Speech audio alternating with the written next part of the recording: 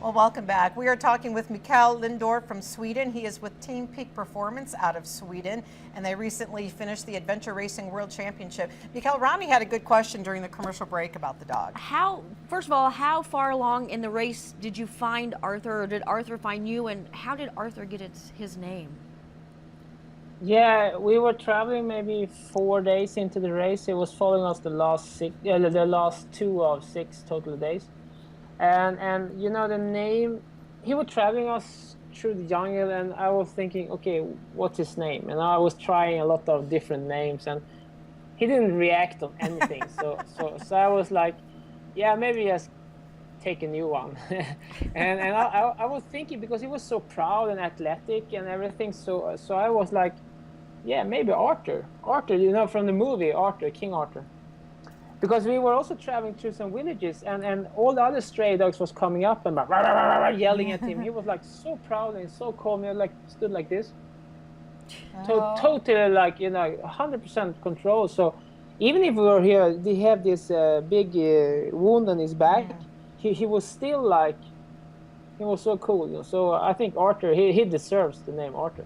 Well, you know, Mikael, in honor of that, I watched that movie King Arthur this weekend, and you know, King Arthur, he stuck with it all the way, and he was, you know, a fighter to the very end, just like, so a very appropriate name for the dog, obviously. Now, you had to take the dog to the vet, because when you crossed the finish line, you guys decided, you know what, we're going to take this dog back home, but you had to get papers and get it checked out by the veterinarian and everything, correct?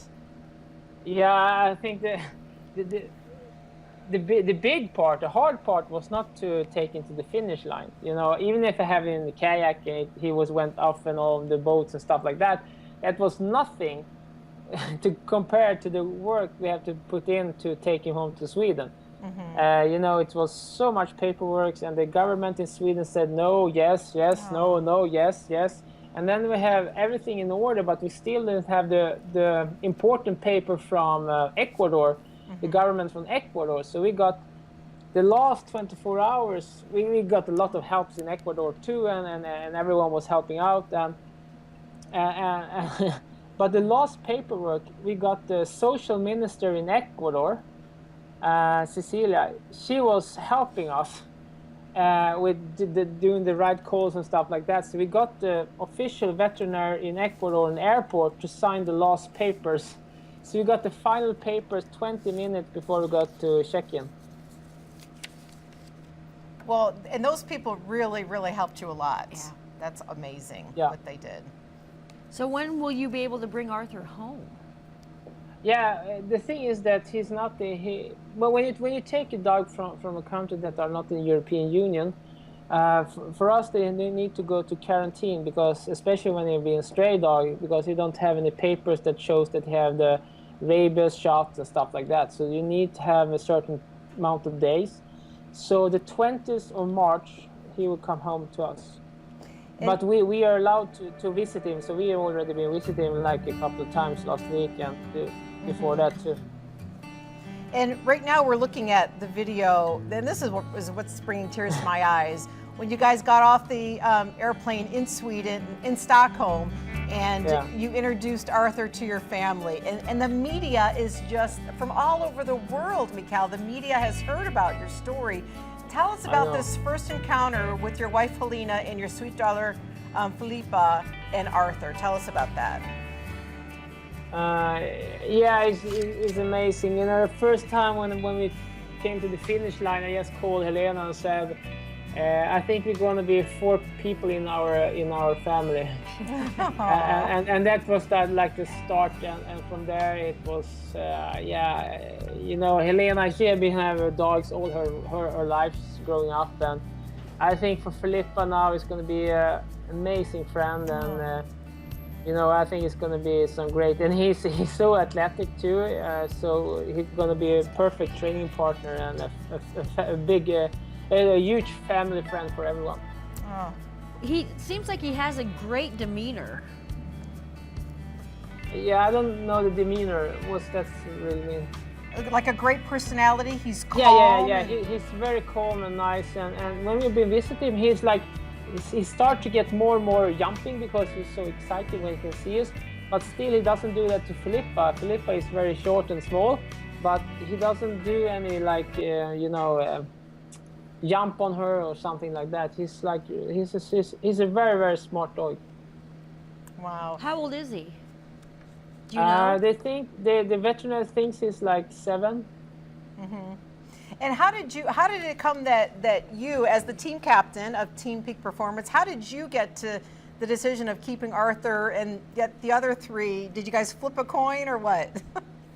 No, the thing is that I was more like, he's going with me in the boat and stuff like that before I start with the meatball. So I don't know. He was following us as a team, and you know, it was so much work after the race, and maybe I did the most of it. But we also talked about it, like what shall we do? And I said I want to have Arthur, and the other team members, they were like, yeah, you should have Arthur.